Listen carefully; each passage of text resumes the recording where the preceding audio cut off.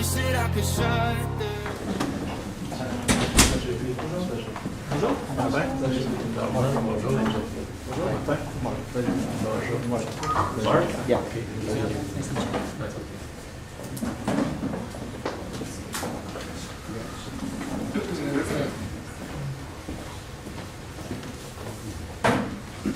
Bonjour, est-ce que vous aimeriez avoir les instructions en français ou en anglais? En anglais. Each team has 20 minutes to present its case to the judges. I will show a board for the 10, 5, and last 2 minutes, and the last 30 seconds of the presentation. During the last 10 seconds of the speech, I will indicate by means of my 2 hands the number of remaining seconds. A team not having ended its presentation after 20 minutes will be stopped to move on to the period of questions. A period of question of a maximal duration of 5 minutes is assigned to the jury at the end of the presentation. I would like to remind each judge that it is mandatory to ask at least one question during this period. I will invite the judges to introduce themselves, and then you can start your presentation. Hi, my name is Jean-Philippe Binet. I'm a tax expert at Demersbone. I'm a CPAC. Denis Dompierre, a CPA auditor. I'm a tax expert with a firm here in Montreal. My name is Alexandre Schmidt. I'm a division director at Investors Group in Moncton. Hello, my name is Martin Dion. I'm a regional director at Investors Group in Terrebonne National. My name is Normand Clermont, CPACA. I'm a regional director at Investors Group Boucherville.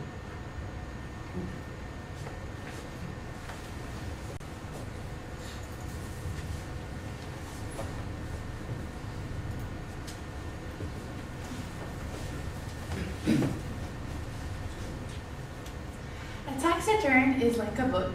It tells a story. Today, we are going to tell you the story of GotSoil.com. Messieurs les juges, bon matin. Mon nom est Catherine. Voici mes collègues Mark et Adamo, et nous sommes Mark Tax Services. So our mandate today here is to advise Mark Pfeiffer on the most tax-effective way to dispose of his company, GotSoil.com. So there are a few key considerations to look at before we start. So Mark has received an offer from 2 different parties, so a foreign party and a Canadian party, for the purchase of his shares.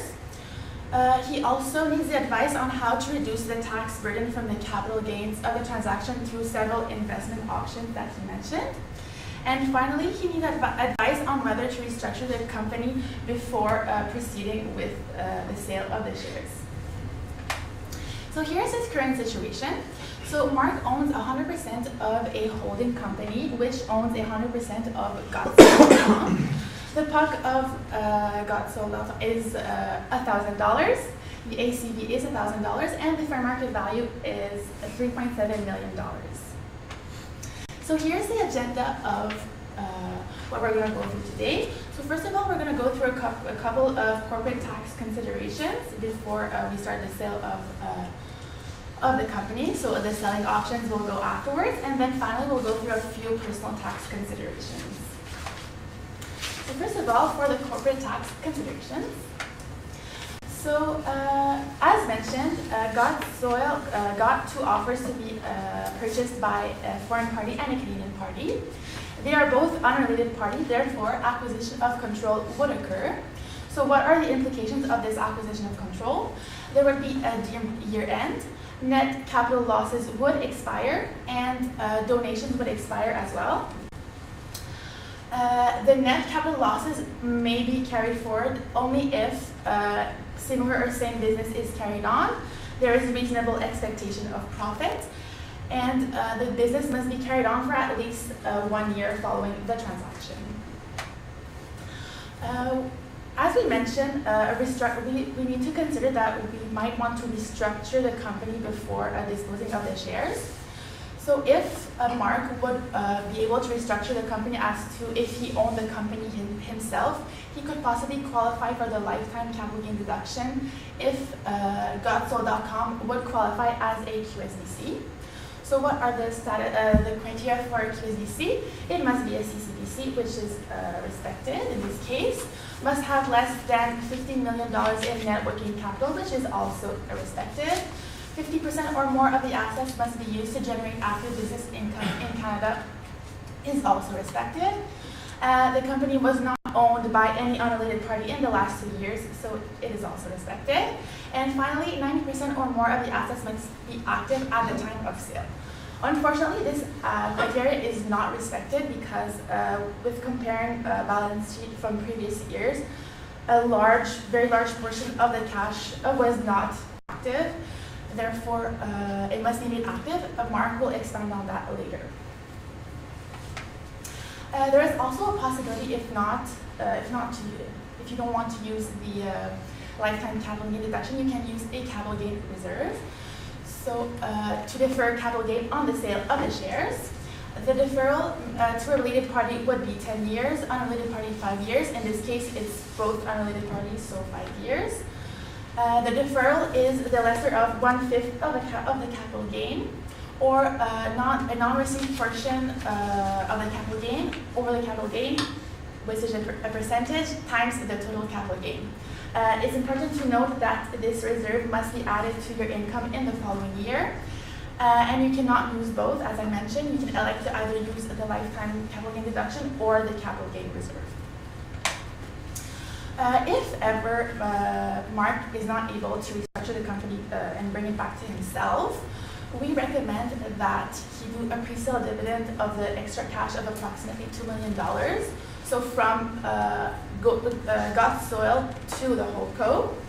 This would create a deemed dividend of $2 million approximately, because it's higher than the puck he originally paid. However, because these two companies are connected, like holdco owns more than 10% of Got Soil, these dividends would flow through tax-free. However, before the sale of the shares, he must be careful to watch out for a possible capital gain stripping, ITA 55, because if the dividends would be considered to be used to reduce the fair market value of the company, it would be considered a capital gain stripping. However, because it's cash, it does not decrease the fair market value of the company in the business valuation. So this transaction would defer dividend revenue for Mark, so it would create a tax-free dividend of approximately $2 million. I will now pass it on to Mark for selling options. Thank you, Catherine. So we have basically 4 different options here. So we have the first option being we sell it to the foreign party, and three specific options from the Canadian party. So the first option is simply 100% being bought by the foreign party the following month.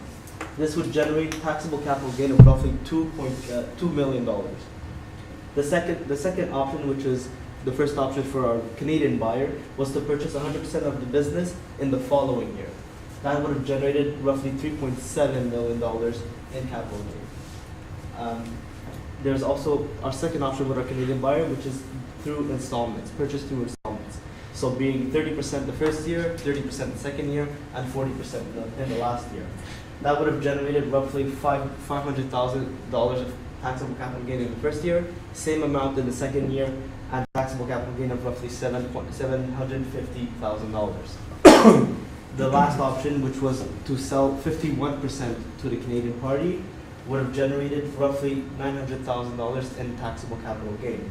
The extra benefit of that last option is that Mark, our client, would have benefited from $100,000 in salary for the next 3 years, and also he would have still remained 49% owner within that company.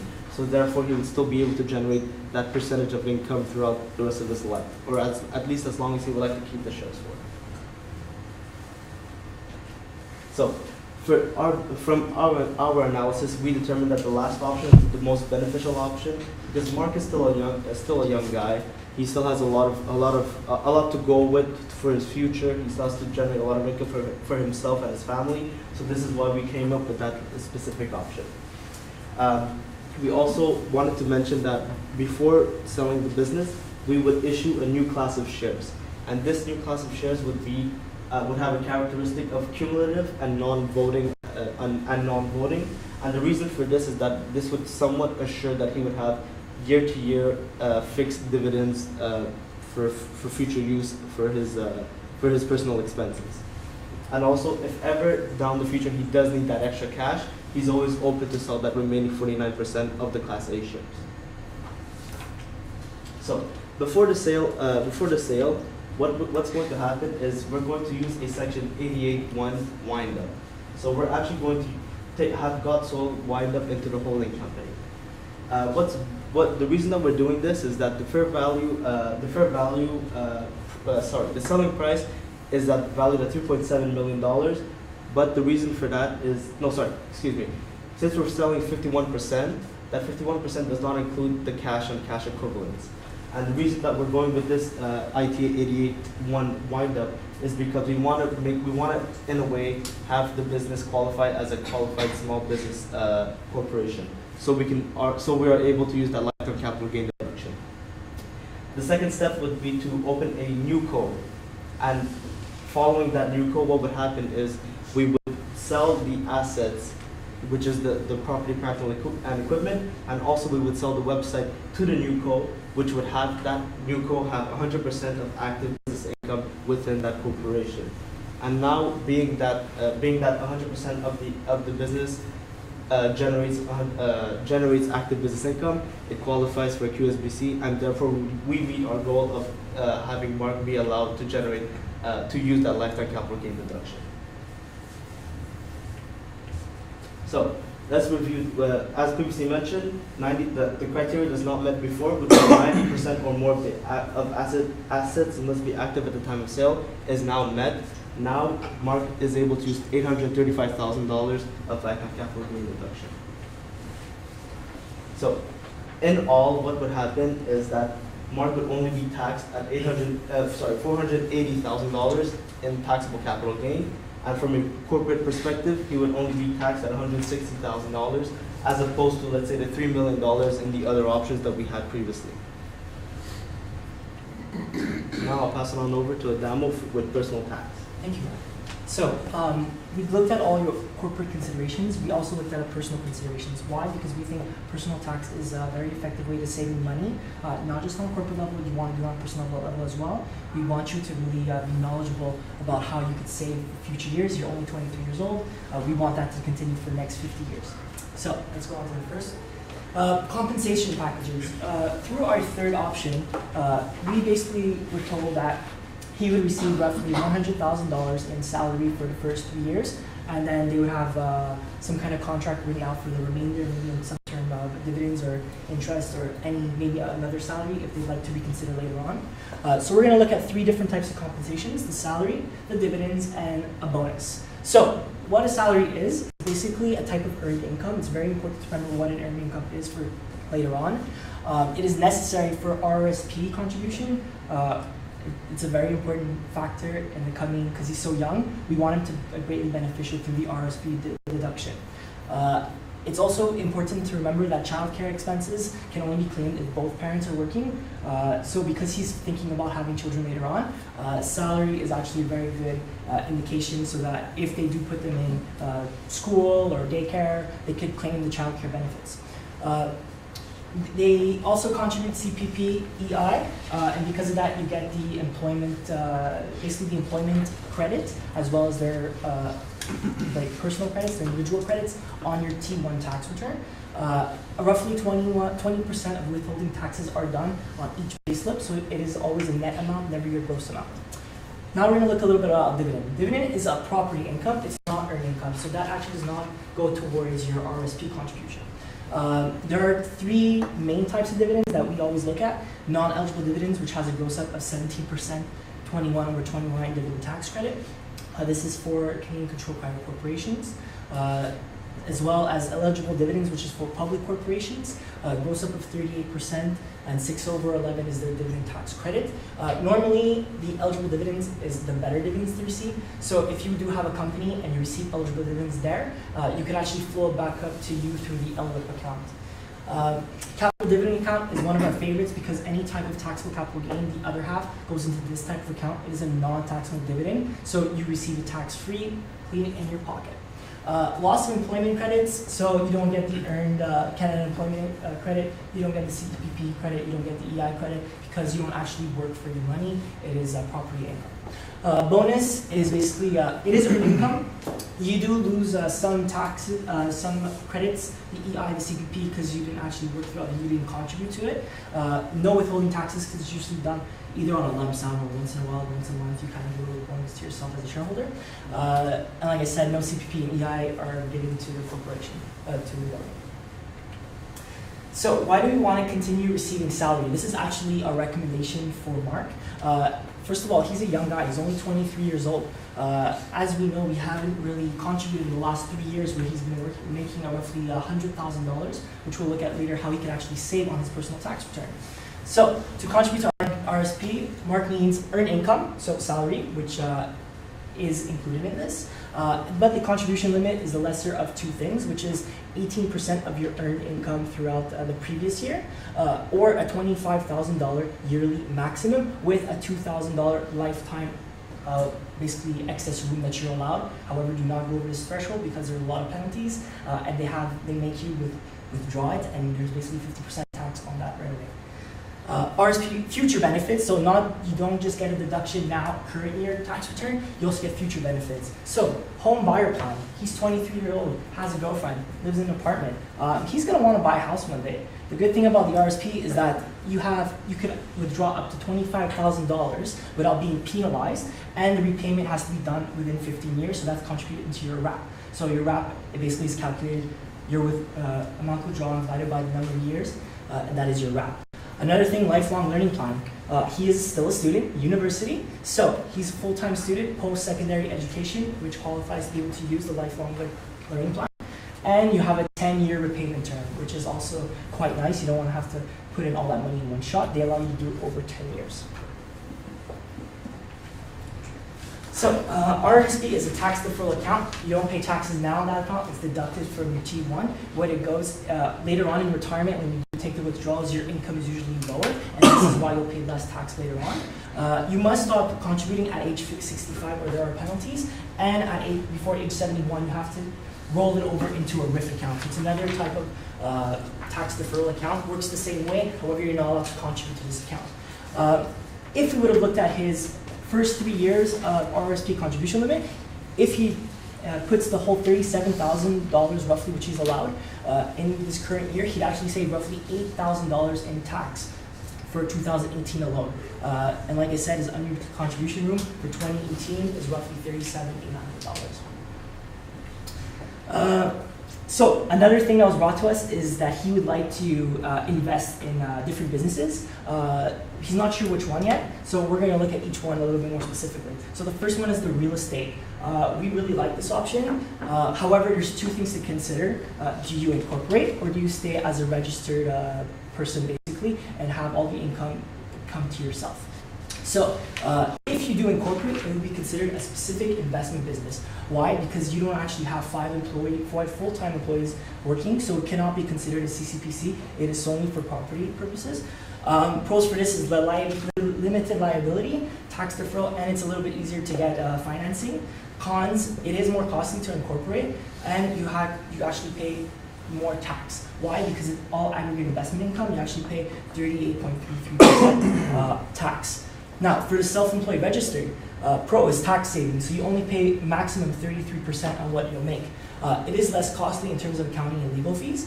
You could use your non-capital and net capital losses on a personal level, which is nice. So if you're not sure if the business will succeed, you could use those on a personal level versus any type of income for non-capital and taxable capital gains for the net capital.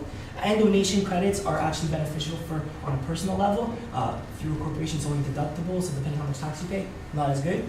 There's a dividend tax credit, which is really nice on a personal level. Cons, basically personally liable and harder to receive funding because people are basically not sure. There's no share consideration, anything like that. Other investments that we actually looked at was the Canadian financial market.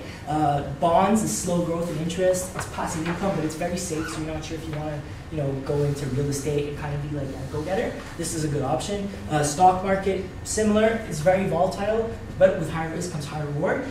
You could actually do a self-directed RRSP or a TFSA if Mark is willing to do so. Basically, any money that goes into that account has already been taxed, and any money accrued inside, in terms of gains, is not taxed when he pulls it out. And the current contribution limit is roughly $60,000 for 2018. Reinvest in a soil company. It's a large investment required, roughly $1 million. It generates investment income because it'll probably be some sort of dividend, and we are unsure about the current status of the corporation, if it is a CCPC or not. We would like to see more about the corporation. So a recommendation asks you to diversify between the real estate and the investments in Canadian financial markets. We want a little bit of both. So in conclusion, we looked over Mark's most tactical way to dispose his shares. We also looked at how he would receive the funds and how he would reorganize the company, as well as the personal tax savings he would be able to have for the next 50 to 60 years. Thank you very much. Any questions?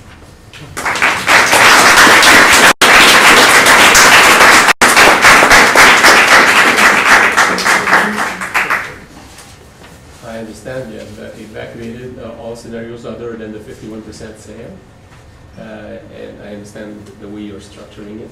Could the restructuring have been used for any other scenario that would be less risky and as beneficial to Mark? Like your only option, in other words, is selling 51%. Why is that? Well, there are the qualitative factors are like a huge deciding factor for us.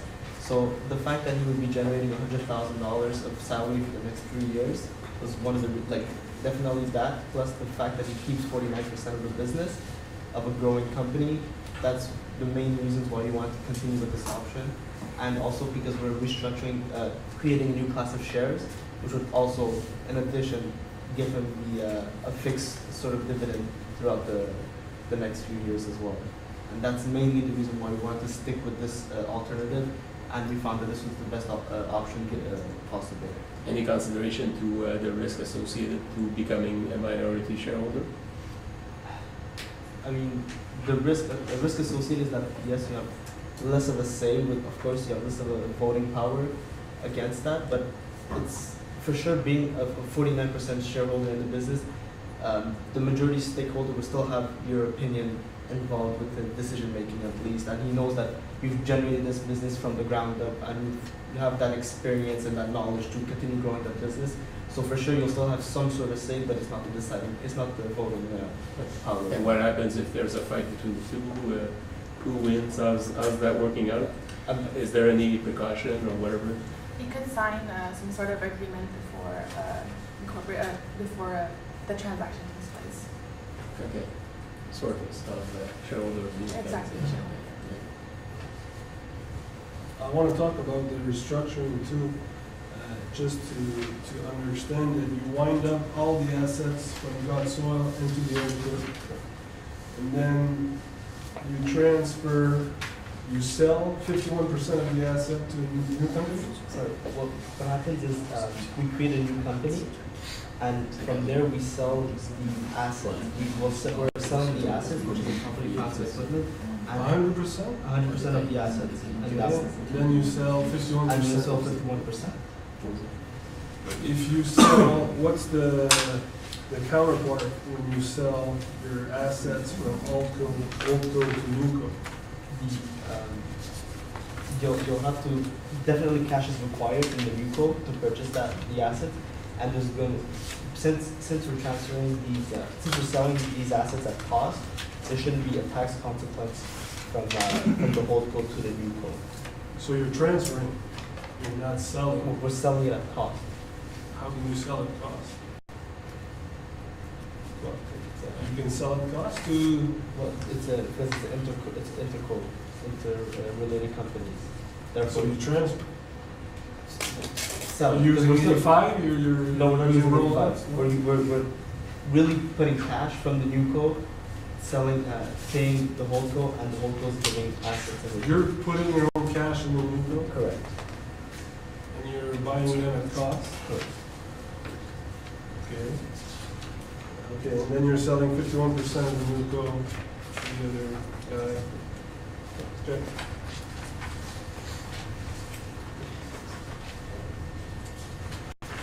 You were talking about the investments. Let's say Mark decides to go with an RRSP. What would you recommend he buys in his RRSP that is more tax efficient? Yeah, sure. So basically for RSPs, you go on the safer side for the Canadian market. We go probably for mutual funds because there is higher expected rate of return over bonds and stuff like that. So we would recommend doing that. So what kind of Usually mutual dividend, funds are done through interest, Yeah, or so- capital gain?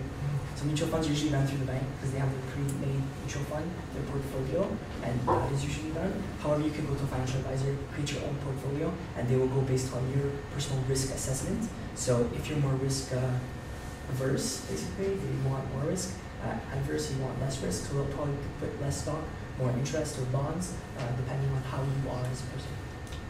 And when you take it out, let's say at 70 years old, you're taxed at 100%, or Right. depending on if it's capital gain 50%, or how is it? No, you're actually taxed as a sort of, it's an income, it's not a capital gain, it's just a withdrawal income, so it's not a taxable gain. It's kind of like employment income, but it's not. Okay.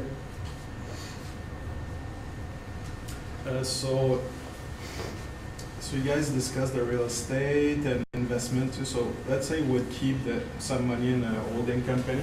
What would you think would be the most efficient investment inside a holding company when we're talking about tax? And invest into another corporation. Like he mentioned, he was interested in investing in the other soil company, so that could definitely be an option. Okay. And for you, in terms of risk, giving up the control of the company, the 51%, you don't think it was an issue from your perspective? No, we don't think it was an issue because one of the things he wanted was actually sell it completely. So for him to not have control must have been not in his mind from the beginning.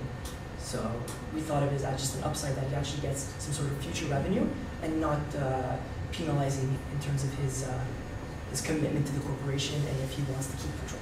Okay. Perfect. The question period is now done. Sorry. Thank you.